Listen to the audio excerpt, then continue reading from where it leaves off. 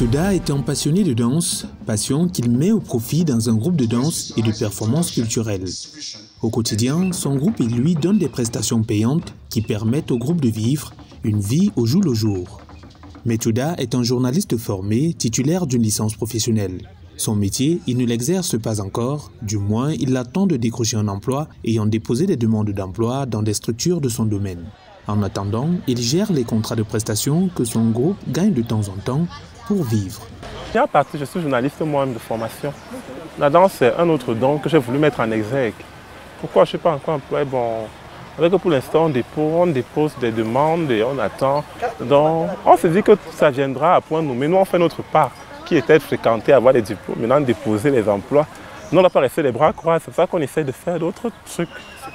Tout comme Touda, ce sont des milliers de jeunes Camerounais, autant ou plus diplômés, qui attendent de décrocher un emploi dans le privé, mais principalement dans l'administration. Pourtant, le gouvernement n'a pas la capacité d'absorber tous ces jeunes Camerounais issus des écoles de formation et des universités à travers les initiatives prises, à l'instar de l'opération lancée en 2011 pour le recrutement de 25 000 diplômés, ou encore les postes régulièrement ouverts à la fonction publique, dont près de 2700 postes en 2023. Selon la troisième enquête sur l'emploi et le secteur informel réalisée en 2022 et rendue publique fin octobre 2023 par l'Institut national de la statistique, 500 000 personnes, soit 3,3% de la population en âge de travailler, sont en situation de chômage sur les 16,3 millions de personnes en âge de travailler. Mais certains, comme François, ont réussi l'exploit de s'autonomiser en se lançant dans l'entrepreneuriat à travers des activités agropastorales. Installé en Kozoa, dans la banlieue de Yaoundé, la capitale du Cameroun, le jeune homme fait dans l'élevage de porcs, de poulets, de lapins, mais aussi dans l'agriculture. Nous sommes allés à sa rencontre et ce matin-là, c'est la routine dans l'une de ses fermes, située à Nyom, où il fait de l'élevage de lapins. Il faut assainir les cages, vérifier s'ils sont en bonne santé et changer des abreuvoirs, autant que les gamelles qui servent d'écuelles aux bêtes. Cette activité permet à François de mener une vie paisible, car le lapin est un animal dont la viande, prisée et coûteuse, est en forte demande. Il faut débourser jusqu'à 9 000 francs CFA pour s'offrir le kilogramme de sa viande. François n'a pas été à même de satisfaire la demande de sa clientèle sur le mois de décembre. Je n'ai pas essayé d'entrer dans la fonction publique. Pourquoi? Parce que moi, dans ma logique, c'était de m'auto-employer, de pouvoir créer, générer de l'argent par mes propres moyens. C'est pour ça que je me suis lancé dans l'agro-pastoral. François a bénéficié de subventions du PEA Jeunes, le programme de promotion de l'entrepreneuriat agropastoral, l'un des nombreux programmes mis en place par le gouvernement pour faciliter l'insertion socio-économique des jeunes. Grâce à ce soutien, le jeune entrepreneur a pu diversifier ses activités agropastorales et atteindre le stade de l'autonomie, comme le visent ces programmes. J'ai eu la chance d'être financé par le PEA Jeunes. C'est de là tout décolle. Vu les rentabilités du poulet, je me suis décidé de me lancer vraiment dans l'agro-pastoral parce que c'est très rentable et il ne faut pas générer, il ne faut pas avoir de grands moyens pour se lancer, il faut juste oser.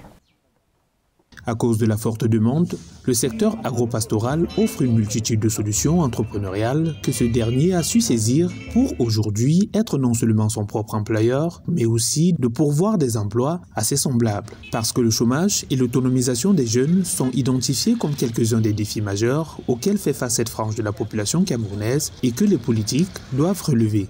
Plus encore, il permet de résorber en partie le défi de l'import-substitution qui est l'une des causes de la balance déficitaire du Cameroun.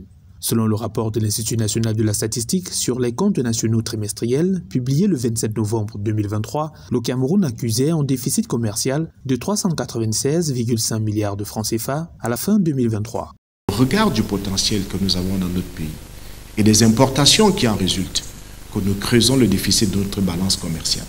L'objectif recherché est de dynamiser la production locale pour garantir à notre pays d'abord l'autosuffisance alimentaire, limiter les importations de produits manufacturiers et surtout produire les biens dont le Cameroun dispose d'un avantage comparatif certain. À côté des défis liés à l'emploi, il y a celui de la formation en corrélation avec le précédent, car la formation conditionne l'employabilité et même la capacité à entreprendre. On peut également parler de l'industrialisation, véritable frein à l'essor des initiatives d'une jeunesse à l'affût de la moindre opportunité. Il faut, n'est-ce pas, des entrepreneurs, des jeunes entrepreneurs, parce qu'en réalité, on ne peut pas avoir autant de richesses, on ne peut pas avoir une main-d'œuvre, on ne peut pas avoir des consommateurs au niveau de la ZLECAf et qu'on n'ait pas une jeunesse qui puisse produire. Et donc, il faudrait que cette jeunesse-là se forme dans tous les métiers innovants, les métiers qui vont contribuer à la croissance, les métiers de l'agriculture, de l'industrie, les services et autres. Ça, c'est, n'est-ce pas, les défis de la formation. On peut également parler de d'autres défis, les défis éthiques aujourd'hui. Il faut bien que la jeunesse se projette un peu vers le modèle éthique.